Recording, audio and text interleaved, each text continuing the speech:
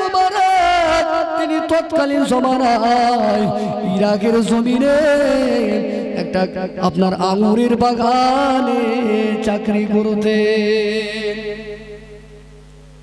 বিখ্যাত আল্লাহর ওলি ছিলেন, জীবনে নামাজ কাজা ছিল না, জীবনে শরিয়াত বিরোধী কাজ তারা সজ্ঞানে করি না।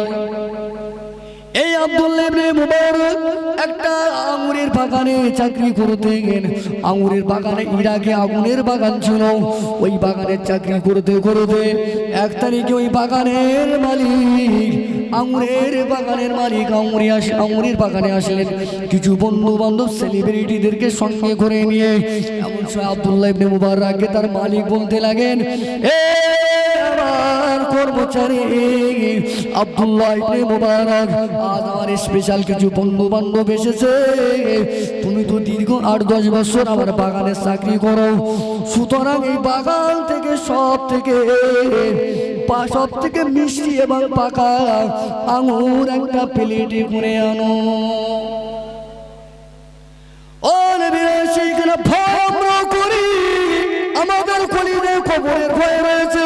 আল্লাহর ওলিদের কলিজায় কেমন আল্লাহর ভয় ছিল, কবরের ভয় ছিল বাবা। ওই সময় আব্দুল্লাহ ইবনে মুবারক তিনি আর কি করবেন, আস্তে আস্তে লক্ষ্য করে দেখতে পাওয়া গেল কিছু খাজুরে কিছু আপনার আঙুরের বাগান থেকে প্লেটে করে কিছু আঙুর এনে মালিকের সামনে পরিবেশন করলেন। মালিক তখন ভাবলেন, তুই তো আঙুর নিয়ে আসলে ঠিকই আছে, একটা চেক করে দেখা যাক, কারণ আমার স্পেশাল বন্ধু বান্ধবরা খাবে, টক হলে মান সম্মানে পড়ে যাব। এই মনে করে আব্দুল্লাহ ইবনে মুবারক তার মালিক আগে একটু টেস্ট করে দেখে নিলেন। দেখে নিয়ে দেখতে পায় আঙুরটা বড় টক।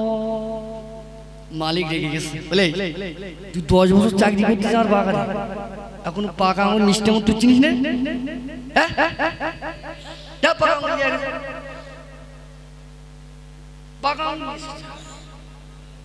আবার চলে গিয়ে প্লেটে ঘুরে আবার এক প্লেট আঙুর দেখি, আবার টেস্ট করে ফেট। এইভাবে কয়েকবার এনেছে, বারে বারে যদি টক আঙুর আনে মালিক খুঁজে যাবে না? তুই 10 বছর চাকরি করতিস আমার বাগারে, তুই এখন পাকা আঙুর কোনটি, মিষ্টি আঙুর কোনটি, টক আঙুর তুই চিনলি? রেগে গেছে, 2-4 কথা বললেন, রাগের বসে বসীভূত হয়ে 2-4 কথা ধমক দিলেন, বকাবকি করলেন। ওই সময় আব্দুল্লাহ ইবনে মুবারক কেমন তাকওয়া অবলম্বন করেছিলেন, জবাব দিয়েছিলেন সিংহের মতো, মালিককে, এই আমার মালিক রে, আমি আপনার বাগানের কর্মচারী হতে পারি, আপনি তো আমার বাগানেতে রেখে দিয়েছেন বাগান দেখভাল করার জন্য, বাগানটাকে চৌকি দেওয়ার জন্য, তদারকি করার জন্য রেখেছেন।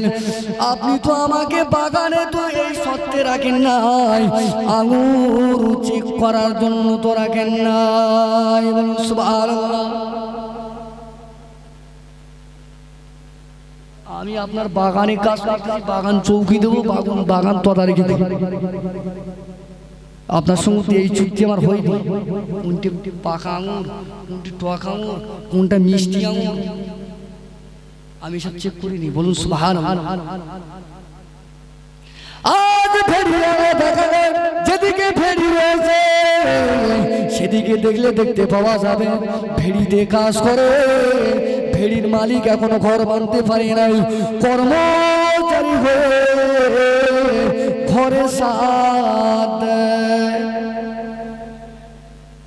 বুঝছেন? এইবার খাওয়া পড়ে যাওয়া জায়গা ভেড়ি এলাকায় ভেড়িতে ডিউটি করে, যে ভেড়ির মালিক তার মোটরসাইকেল নেই, ভেড়িতে ডিউটি করে, ও আপনার কিনা আর 15 কিনে বসে রয়েছে। তার মানে কি? তার মানে হলো এটাই, মালিক রাতের বেলা যখন বাড়ি ঘুমোয়, মালিকের ভেড়ি চৌকি দেওয়ার নাম করে হাজার হাজার টাকা গুলো আত্মসাৎ করে, আর এইগুলো তখনই করবে যখনই ওর কলিজায় খোদার ভয়ে থাকবে না। ওর ওই সময় আব্দুল্লাহ ইবনে মুবারক রাহমাতুল্লাহ আলাইহি বললেন, আমার মালিক রে, আজ আপনার বাগানে আমি দীর্ঘ 12 বছর 12 বছরে আপনার আঙুরের বাগানে প্রতি বছরে আঙুর ফোটে, আঙুর হয়, ফল হয়, ফুল ফোটে। একদিনের তরে ওই বাগানের ফল খাওয়া তো জিভ দিয়ে চাকা দূরের কথা, আপনার ফলের দিকে আমি তাকাই না। সুবহানাল্লাহ। পীর ওলি এমনি এমনি হয়ে গাঁজা টেনে বাংলাদেশের মতো গাঁজা টানা পীর নাই সব। বাংলাদেশে এমন এমন পীর হয়েছে কলকি টানে, গাঁজা টানে, গাত হয় না, গোসল করে না, এইরকম বড় বড় গোঁফ, দেলে দেলে নামাজ পড়ে, পায়খানা পিঠে ছোঁসায় না। এই লোকের মনে করে গল্প কথা বলছি, আছে বলছি বাংলাদেশে ও পীর আর এসব পীর আলাদা। এদের কাছে শরিয়াত আছে, এনারা আলেম ছিলেন, হাক্কানি আলেম, মুহাদ্দিস ছিলেন, আমল করে আল্লাহ ওয়ালা হয়েছে। তাদের তাকওয়া কি ছিল? তাদের তাকওয়া, এই তাকওয়াটা বলতে চাইছে না। বলা লোকের জিনিস কোনো মতে খাওয়া তো দূরের কথা, শরিয়াতের মাসালার ভিতরে এসেছে। বন্ধুর সামনে আপনি যদি থাকেন, বন্ধুর বাগানের যদিও ফল হয় কিনা, বন্ধু উপস্থিত সেখানে থাকলেও পরে বন্ধুর পারমিশন নিয়ে তবে ওই গাছের ফল আপনাকে খেতে হবে, অন্যথায় খাওয়া যাবে না।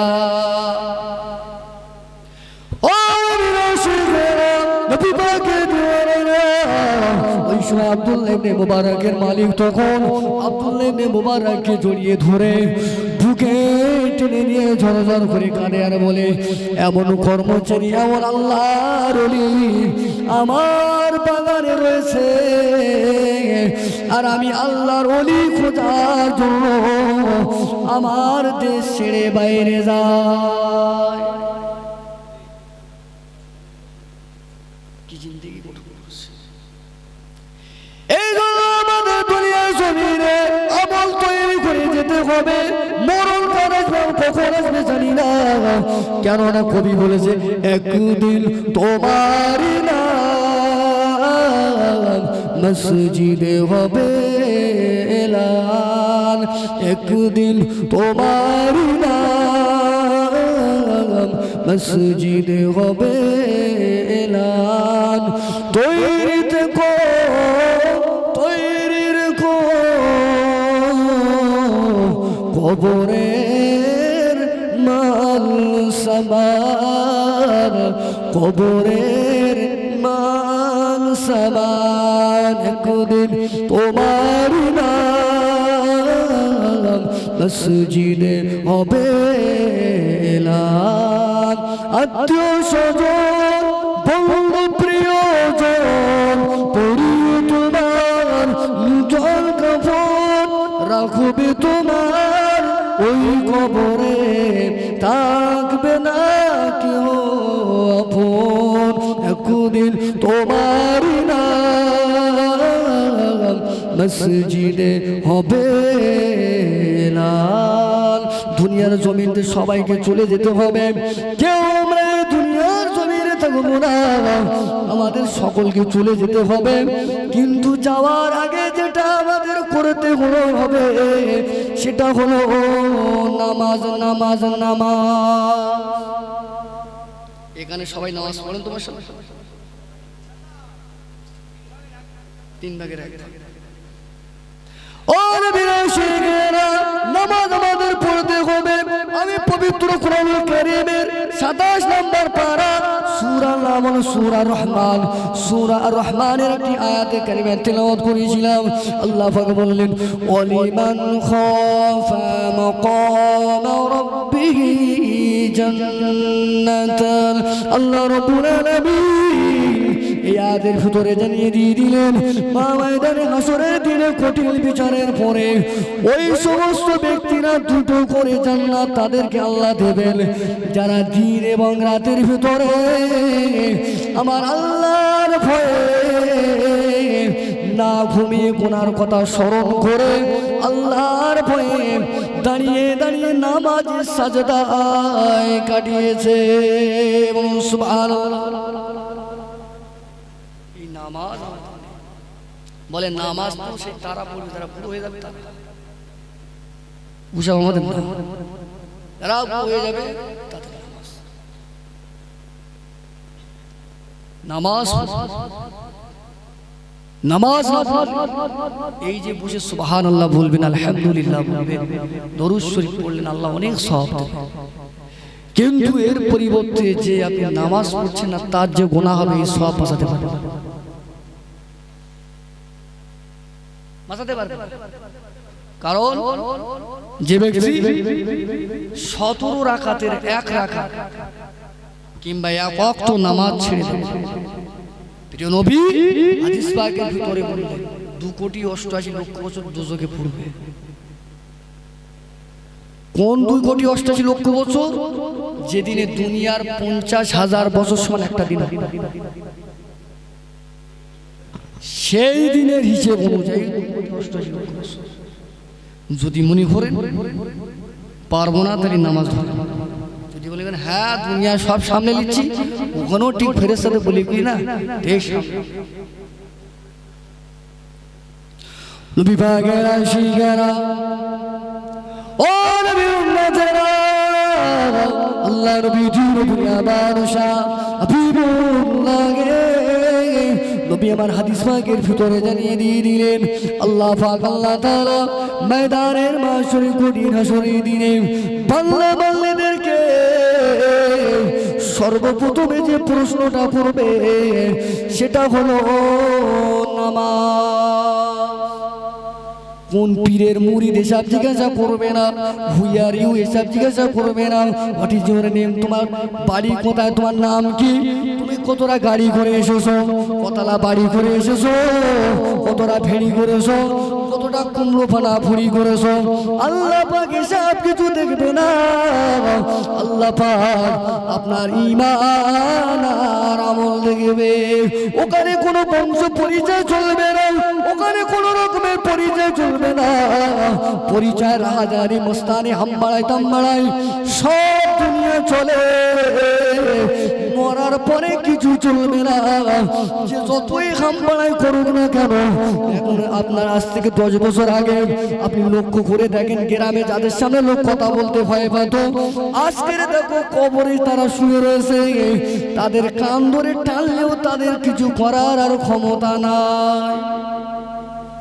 আছে যে কটা আগে তাদের সামনে গ্রামের লোক নিচু হয়ে থাকতো, কথা বলতে ভয় ভয় ভয় ভয় ভয়, কবরে শুয়েছে, কান ধরে যদি ওরে টানা হয় কিছু বলতে পারবে? এই ও কত মোস্তানি দেখাচ্ছে,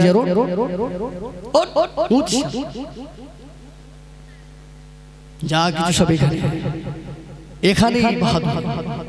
আল্লাহ পাক বলছে বান্দা ছাড় দেই না, ছেড়ে দেই না, ছাড় আমি দেই, ছেড়ে দেই না। ছাড় কেন দেই জানিস তো? সুযোগ দেই, তোর শোধরানোর সুযোগ দেই, তোর ভালো হওয়ার সুযোগ। যখন তুই ভালো হসনি তখন আমি মালিক সুতোয় টান। নমরুদের সুযোগ দিয়েছিলাম, সাদ্দাতের সুযোগ দেওয়া হয়েছিল, ফেরাউনের সুযোগ দেওয়া হয়েছিল, আপনার কিনা আবু জাহেলের সুযোগ দেওয়া হয়েছিল। কেউ সুযোগের সদ্ব্যবহার করেনি, ফেরাউন সুযোগের সদ্ব্যবহার করেনি বলে পরিশেষে আল্লাহ পাক ওকে নীল দরিয়ায় চুবিয়ে চুবিয়ে চুবিয়ে শুকনো চিংড়ি মাছ করে রেখেছে এখনো। এই ফেরাউনের ডেড বডি থেকে আল্লাহ গোটা জগৎবাসীকে শিক্ষা দিতে চায়। এই জগতের মানুষেরা ফেরাউন বেড়েছিল, সুযোগ দিয়েছিলাম কিন্তু সদরাই নাই। নমরুদও বেড়েছিল, এমন বাড়া বেড়েছিল, সে বলেছিল আনা রব্বুকুমুল আলা, আমি হলাম বড় খোদা। ওই নমরুদ আস্তে আস্তে নিজেকে এত বড় দায়িত্ব করে ফেলেছিল। আমি আল্লাহ পাক পরিশেষে নমরুদের জুতো পেটা খাইয়ে খাইয়ে ওর মেরেছি। ইতিহাস জানেন তো আপনারা? জুতো পেটা খেয়ে কে মেরেছে লাস্টে? ফেরাউন সুবিয়ে সুবিয়ে মরেছে, আর নমরুদ জুতো পেটা খেয়েছে। আর আবু জেহেল, এগুলো আমাদের জন্য নজির, শিক্ষা শিক্ষা। আল্লাহ বললেন মান কানা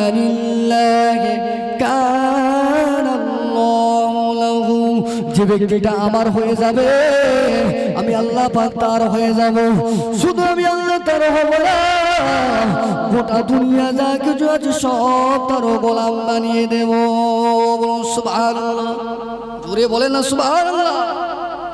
পবিত্র কোরআনুল কারীমের ভিতরে আল্লাহ পাক বললেন, আলা ইন্না আউলিয়া আল্লাহি লা খাউফুন আলাইহিম ওয়া লাহুম ইয়াহজানুন।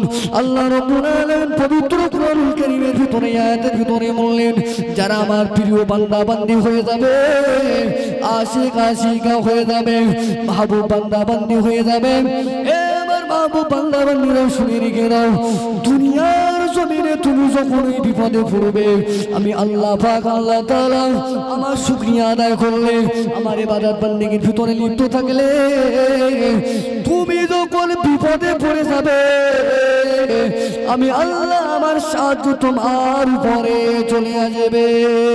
সুবহানাল্লাহ।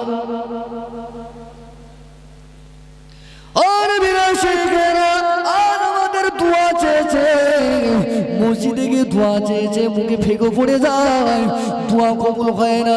ইমাম সাহেব চালাচ্ছে, মুয়াজ্জিন আপনার শ্রোতা বলে আল্লাহুম্মা আমিন, সারা লোক মিলে দোয়া চায়। ইমাম সাহেব বলেন, রব্বানা আতিনা ফিদ দুনিয়া হাসানা ওয়া ফিল আখিরাতি হাসানা।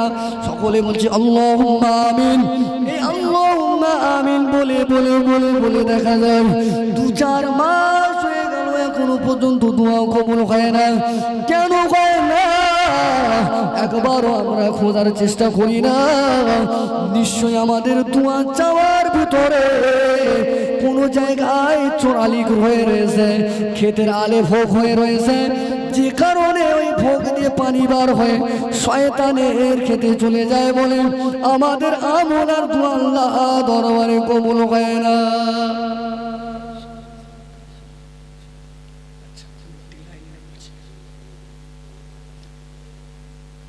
নবীর আশিকেরা ভুল আমার বুঝে ফেললাম, পরিশেষে একটা কথা আমি বলে যাই, যারা আল্লাহর হয়ে যাবে আল্লাহ বললেন দুনিয়াটা আমি আল্লাহ তাদের গোলাম, তাদের সবকিছু তাদের জন্য করে দিই। কারণ দুনিয়ার জমিনে আমি আল্লাহ পাক সব সৃষ্টি করেছি ঠিকই, এই সমস্ত কিছুর সৃষ্টিটা একটাই মাত্র মানুষের উপকারের জন্য বানিয়েছি। সুবহানাল্লাহ।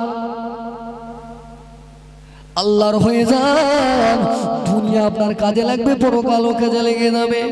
আল্লাহ নবীর একজন সাহাবী, নাম হলেন হযরতে আক্কাস রাদিয়াল্লাহু তাআলা আনহু। হুজুর আমার বাহরাইনের দেশে চলে গেলেন, আফ্রিকার জঙ্গলে, আফ্রিকার দেশে ইসলামের বাণী প্রচার করার জন্য। হুজুর আমার তার অন্যান্য নবী পাকের সাহাবায়ে কেরামদের নিয়ে নবী পাকের সাহাবী আক্কাস রাদিয়াল্লাহু তাআলা আনহু হুজুর আমার আফ্রিকা দিকে যেতে লাগলেন। যেতে যেতে সামনে বিশাল একটা সমুদ্র সাগর পড়ে গেল, বিশাল দরিয়া পড়ে গেল। সেই জামানায় এখনকার মতন এত উন্নত ধরনের জাহাজ বলতে কিছুই ছিল না, কিন্তু মনে বড় আশা। আফ্রিকায় আপনার কিনা আফ্রিকায় নবী পাকের ধর্ম ইসলাম, মুসলমানদের ধর্ম, এটাকে পৌঁছে দেওয়ার জন্য দলবদ্ধভাবে এসে সমুদ্রের কিনারা সামনে দাঁড়িয়ে গেলেন, ওপারে আমেরিকা। কিন্তু যাবেন কিভাবে? যাওয়ার কোনো পরিস্থিতি বিষয় নেই, চিন্তা করতে লাগলেন। কিন্তু ওপারে যাওয়াটাও জরুরি, কি করবেন এই চিন্তা ভাবনা করতে করতে হযরতে আক্কাস রাদিয়াল্লাহু তাআলা আনহু হুজুর আমার দরিয়ার পানিতে উজু বানিয়ে নিয়ে দরিয়ার সমুদ্রের পাড়েতে বসে আল্লাহ পাকের জন্য 2 রাকাত সালাতুল হাজাতের নামাজ আদায় করে নিয়ে আল্লাহর দরবারে দুখানা হাত তুললেন। আয় আল্লাহ গো, আমরা আজকের আপনার দিন নবী পাকের দিন আমেরিকায় পৌঁছানোর জন্য দীর্ঘ রাস্তা সফর করে আমরা আজকে পাড়ি দিয়ে এসেছি। ও রব্বুল আলামিন, আমরা এখন আমেরিকাতে যাব কিভাবে? কিভাবে আমরা যাব? আল্লাহ পাক আপনি যাওয়ার ব্যবস্থা করে দিন। হযরত আক্কাস রাদিয়াল্লাহু তাআলা আনহু উনি নবী পাকের সমস্ত সাহাবায়ে কেরামদের সঙ্গে নিয়ে দোয়া করলেন। দোয়া শেষ শুনবার পরে আজ্ঞা ছিলেন ওই সমস্ত সাহাবীদের লিডার ছিলেন, আমির ছিলেন, নেতা ছিলেন। উনি নবী পাকের সমস্ত সাহাবায়ে কেরামদের বললেন, ও নবী পাকের সাহাবীরা, এই দরিয়া পার হওয়ার জন্য কোনো নৌকা লাগবে না, যে যার মতো আল্লাহর নাম নিয়ে ঘোড়ার পিঠে উঠে যাও, যে যার মতো উটের পিঠে উঠে যাও, আল্লাহর নাম নিয়ে দরিয়ার উপরে ঘোড়া নামিয়ে দাও, দরিয়ার উপরে আপনার কিনা উট নামিয়ে দাও। হুজুর যখনই বললেন, ওই যুদ্ধে ছিলেন, ওই দলে ছিলেন নবী পাকের বিখ্যাত সাহাবী, যিনি সবথেকে বেশি হাদিস বর্ণনা করেছেন, হযরত আবু হুরায়রা রাদিয়াল্লাহু তাআলা আনহু। হুজুর আমার বর্ণনা করে বলছেন এই কথাটা। হুজুর বলতে লাগলেন, আমি ছিলাম সবার পিছনে, আমি সবার পিছনে ছিলাম। এমন সময় আমাদের নেতা যখনই হুকুম করে দিলেন, সবাই আমরা নামিয়ে দিলাম। আমাদের ঘোড়া আমাদের উটটা চলতে লাগলো। ওই বিশাল দরিয়ার বড় বড় ঢেউ আসতে লাগে। আমি আবু হুরায়রা দেখতে পেলাম আমাদের উট কিংবা ঘোড়ার হাঁটুর পারে পানি ওঠে না। সুবহানাল্লাহ, একটু জোরে বলবেন না সুবহানাল্লাহ। আচ্ছা, ওনারা কি নদীতে কি জাদু টাদু করেছে বলে মনে হয়? নদীতে গিয়ে কালো জাদু করেছেন? আপনারা হাড়োয়া নদী হেঁটে পারতে পারবেন? এই হাড়োয়ার খাল আমরা সবাই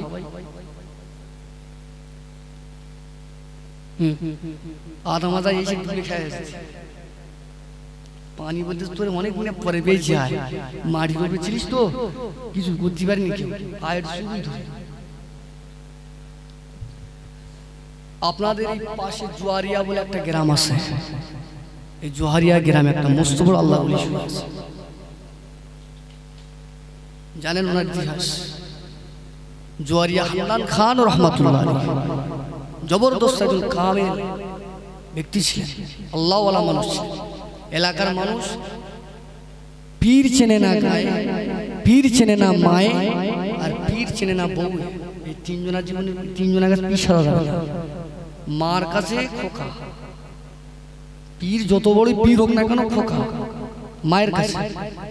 বড় যত বড় আলেম হাফেজ কারি মাওলানা মুহাদ্দিস মুফাসসির মুতাকাদ্দিমিন যাই হোক না কেন মুসান্নিফিন, মা বাবার কাছে ছেলে কি খোকা, তাই তো? আর একটা কাছে বউ, জীবন ওর কাছে পীর সারা যাবে? সবাই মুরিদ হলেও বউ জীবনে মুরিদ হবে না, ও সাংঘাতিক জিনিস, ওখানে পীর সারা যাবে না।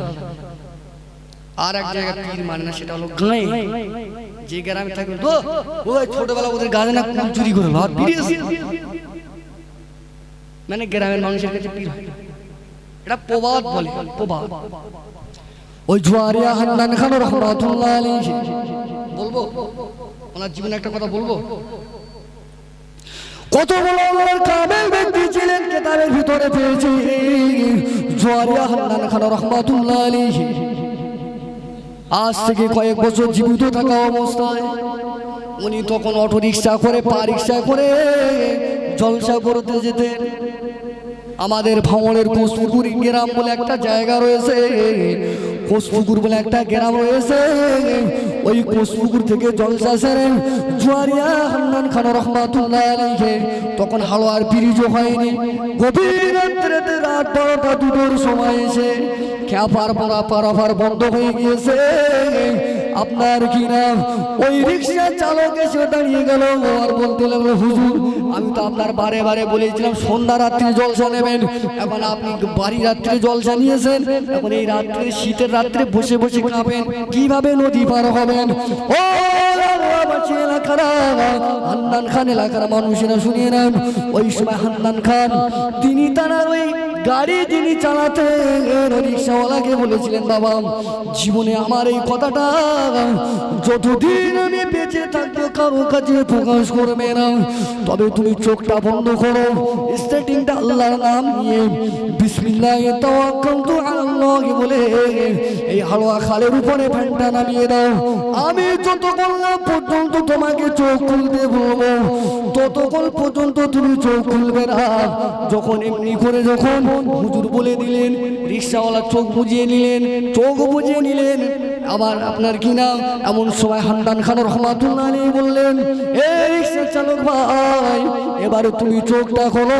রিকশাওয়ালা বর্ণনা করে, ও জগতের মানুষেরা, আমি যখনই চোখ খুলে দেখি আমি আর হাড়োয়া নদীর ওপারে নেই, হাড়োয়া নদীর এপারে চলে এসেছি।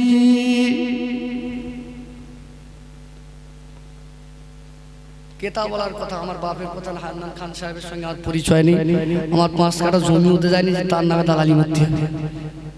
কেন বলেছি বিষয়টা?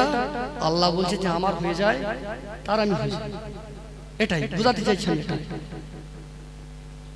যে আমার হবে আমি তারা আল্লাহর হয়েছে, বিপদে পড়েছে, দোয়া চেয়েছে, আল্লাহ পার করেছে, এটাই আমার বলার উদ্দেশ্য। কোন পীর কোন আলেমের নামে দালালি কেউ 5 টাকা, যেটা হক সত্য সেটাই। আল্লাহ নবী সাহাবী, এটা বলে মাহফিল আজকের সমাপ্ত। আল্লাহ নবী সাহাবী হযরত আক্কাস রাদিয়াল্লাহু তাআলা আনহু, হুজুর আমার ওই সাগর সমুদ্র পার হয়ে গেলেন। এখন আমরা যদি হাওড়া আপনাদের নিয়ে, যদি আমাদের মতন হুজুর খেজুর ইঁদুর বাঁদর যদি নিয়ে হাওড়া নদীর ওপারে গিয়ে যদি বলে চলো হেঁটে হেঁটে পার হব, সবাই আর পায়ে হাতে দড়ি বেঁধে মাথায় পানি দেবে না বলে মাথা খারাপ হয়ে গেলে, হ্যাঁ তোর মাথা খারাপ হয়ে গেছে, তুই বেটা মরবি হুজুর আর আমার তোর মরার ইচ্ছে। তার মানে কি আমরা যেমন হুজুর, আমাদের শ্রোতা হতে হবে। আগে যেমন হুজুর ছিল তাদের শ্রোতা, এখন বড় বড় কারি হয়েছে, আমি ইনকার করছি না। মাহারিজ ওয়ালা পড়নে ওয়ালা, তাসবিহের সঙ্গে পড়নে ওয়ালা, কোরআনের সিফাত গুলো ঠিকঠাক আলো তেলাওয়াত করে, সিফাত খুব সুন্দর তেলাওয়াত। পানিতে ফুঁক মারতেছে, কাজ হচ্ছে? কথা বলে না। পানিতে ফুঁক মারতেছে, এ বি জবান সহি তেলাওয়াত, ফুঁক মারতেছে, কাজ হয় না। তেলাওয়াত ঠিক হয়েছে, তেলাওয়াত রাখার জায়গাটা ঠিক হয়েছে। তাদের জবানে তাসির এমন ছিল, যেটা বলে জাতি পণ্ডিত আল্লাহ তার ওসিলা তাদের ভালো ভালো। তবে এখন যারা তাবিজ তদবির কারক রয়েছে, সব থেকে বড় ভণ্ড এরা, আর এদের কাছে যারা যায় সব ইমান হারা হয়ে বাড়ি আসে। আমার কাছে একজন তদবির করতেছে, বলছে হুজুর একটু একটু দেখো না, কি বলে দেখো,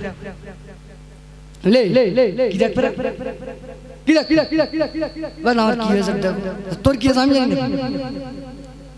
না, সব জায়গায় হাত বোনায় বই দেখে কি কোথায় মার্কেটে হচ্ছে না সব, বিশেষ করে ওই সমস্ত জায়গায় মেয়েরা বেশি যায়। আচ্ছা যদি দেখে বলে দেওয়া যেত, আজকাল হসপিটালে তো কত রুগী শুয়ে রয়েছে, সব তো সেরে যাওয়ার কথা ছিল নাকি? সব তো সেরে যাওয়ার কথা ছিল।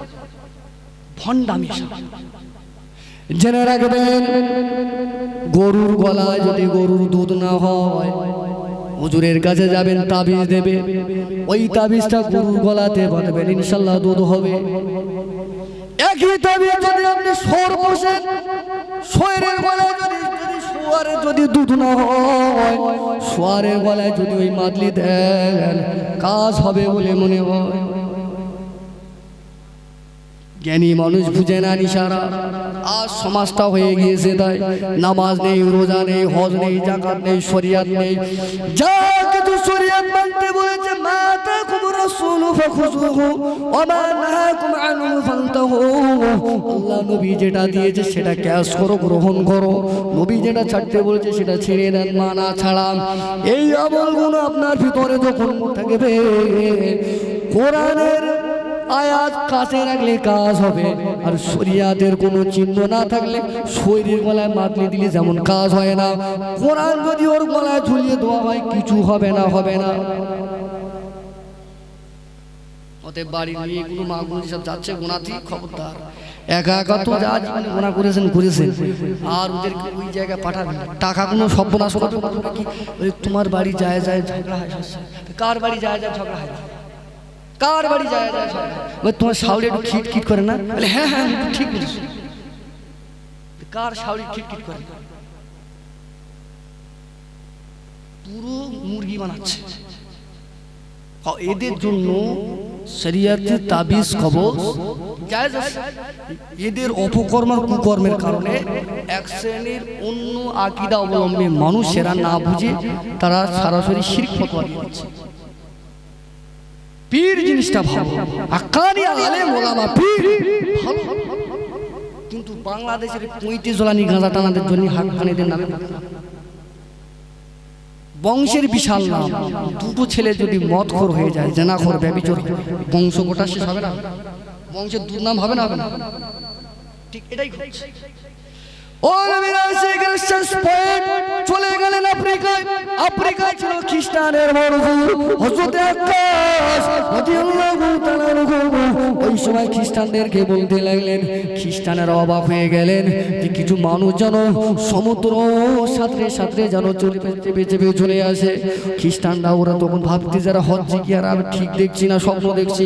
আরে মানুষ তো সব জাহাজে করে পার হয়, এরা আবার কোন দেশের লোক? ঘোড়ার পিঠে দরিয়া পার হয়। বলে সুবহানাল্লাহ। অবাক হয়ে গেলেন। এমন সময় চলে গেলেন আফ্রিকায়। আফ্রিকা যাওয়ার পরে হযরত আক্কাস বলতে লাগলেন, ও আফ্রিকার মানুষেরা, এ খ্রিস্টানেরা, আমরা তোমাদের দেশ দখল করতে আসি নাই, তোমাদের সম্পদ আমরা নিতে আসি নাই। আমরা এসেছি মদিনাওয়ালার পক্ষ থেকে এক আল্লাহর জমিনে এক আল্লাহর ইবাদত হবে, অন্য কারোর পূজা অর্চনা হবে না, অন্য কারো প্রশংসা হবে না, অন্য কারো ইবাদত হবে না। ইবাদত নেওয়ার একমাত্র মালিক হলো আল্লাহ।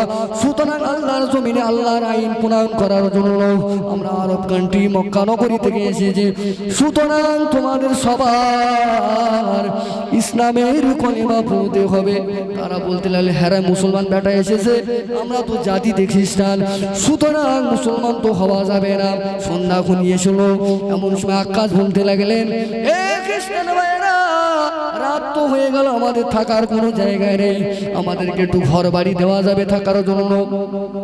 খ্রিস্টানরা বললো, যাক বেটার এবার সুযোগে এসেদের মারা, কারণ এরা মুসলমান করতে এসেছে, আমাদের মুসলমান বানাতে এসেছে। এই সুযোগে এবার যদি জাহান্নামে পাঠানো যায়, এদের যদি মেরে দেওয়া যায়।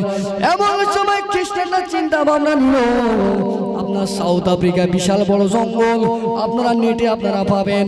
ওই জঙ্গল দেখিয়ে দিয়ে বললেন, আমাদের বাসস্থান দেওয়ার জায়গা নাই, ওই যে দূরে জঙ্গল দেখতে পাও, ওই জঙ্গলে আজ রাতটা কোনি আপনারা থাকেন, আগামীকাল আসবে আমরা মুসলমান হব।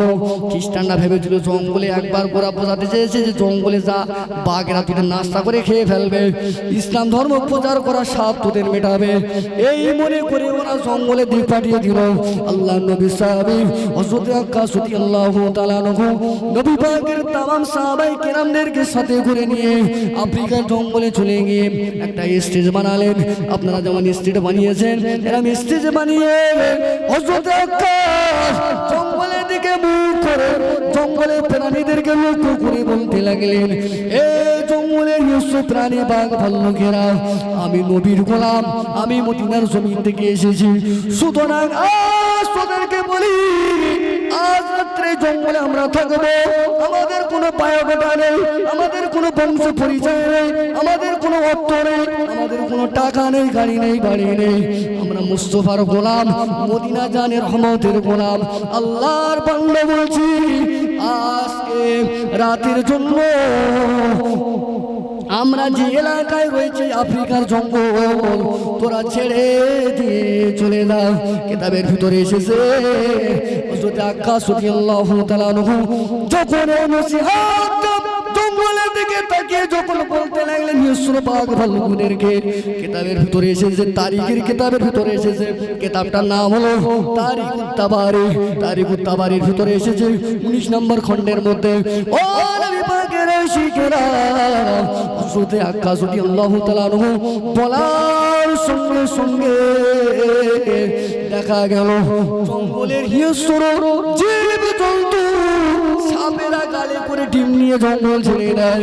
বাঘ ভাল্লুকেরা তাদের কোলের বাচ্চাগুলো নিয়ে জঙ্গল ছেড়ে দিয়ে মুহূর্তের ভিতরে জঙ্গল খালি করে দিয়ে যে যার মতো চলে যায়। বলুন সুবহানাল্লাহ, আর হুজুর বলুন সুবহানাল্লাহ। ও নবীরা শেখের তাই আমি বোঝাতে চেয়েছি, আল্লাহর আল্লাহর হয়ে গেলে দুনিয়া কাজে লাগবে, পরকালও কাজে লাগবে।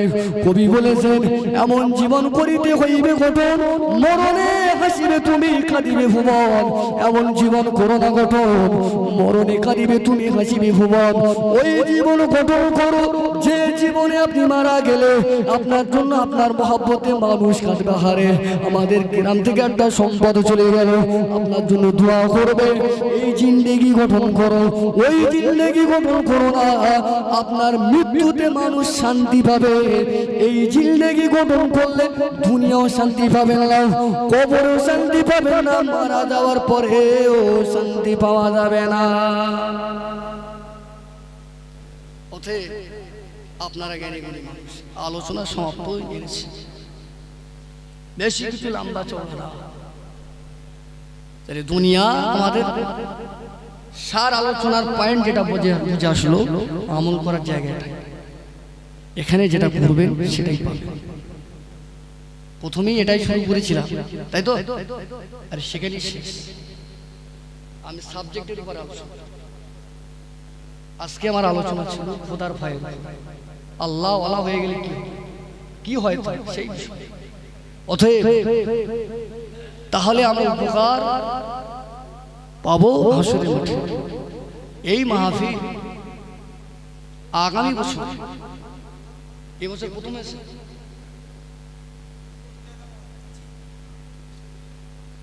তৃতীয় বর্ষ, এটা নিয়ে তৃতীয় বর্ষ হচ্ছে। মাশাআল্লাহ, প্রিয় নবী সাল্লাল্লাহু আলাইহি ওয়াসাল্লাম দুনিয়ার জমিনে ওই জায়গাটা জান্নাতের বাগান, যে জায়গায় আল্লাহ রাসূলের কথাবার্তা আলাপ আলোচনা